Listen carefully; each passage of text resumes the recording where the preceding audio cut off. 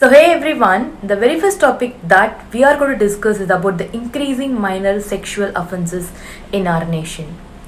I got the recent Hyderabad incident where a 17-year-old minor girl has been sexually harassed inside a moving car on the roads of Hyderabad city by five other boys. Note it is not men but five other boys, which means they were also under the age of 18.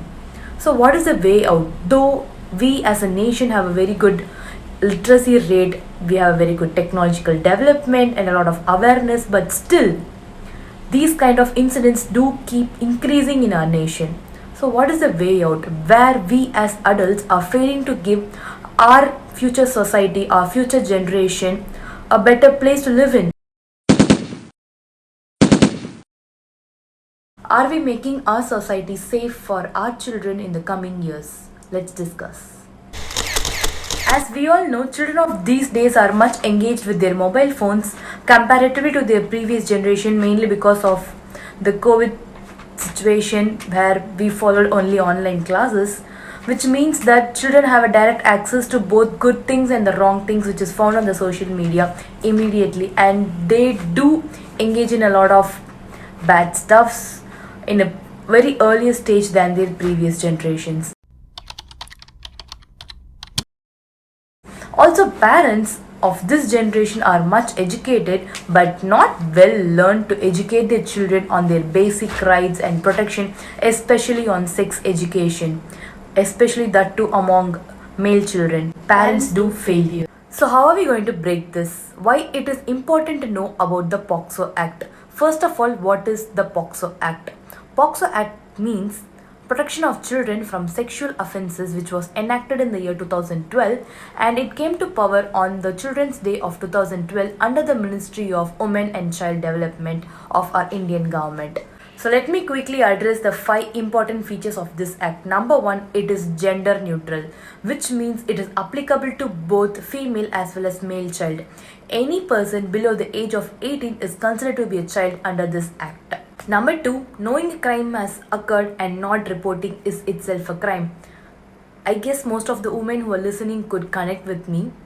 Every time during our childhood, whenever we faced any sexual abusement and we reported it to our elders, every time the response we got was shh, shh, shh, and sometimes no response at all.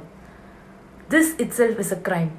Knowing that a abusement for a child has happened and you're not reporting it to the police or to the court itself is a crime.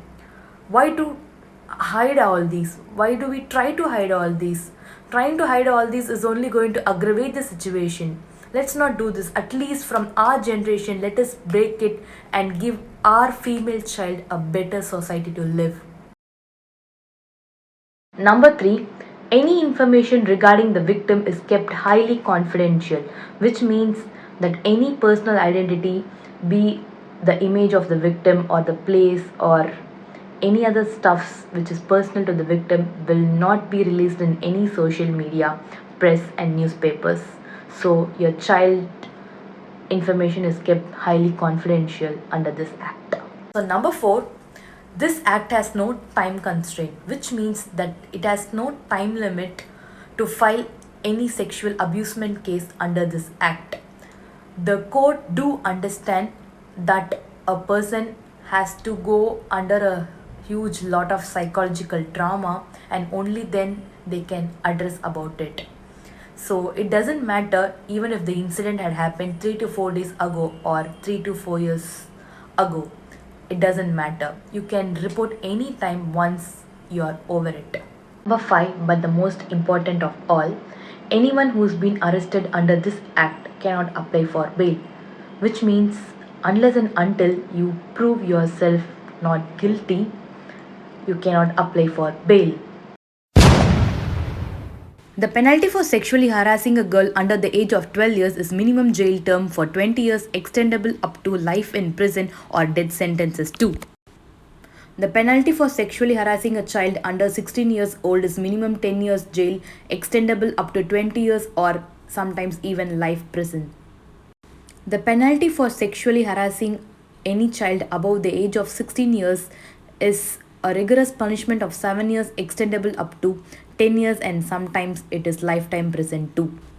The time limit for investigation is within 2 months, which means any case that has been filed under the POSCO Act has to be examined within 2 months of time. Dear friends, children are considered to be a nation's important pride.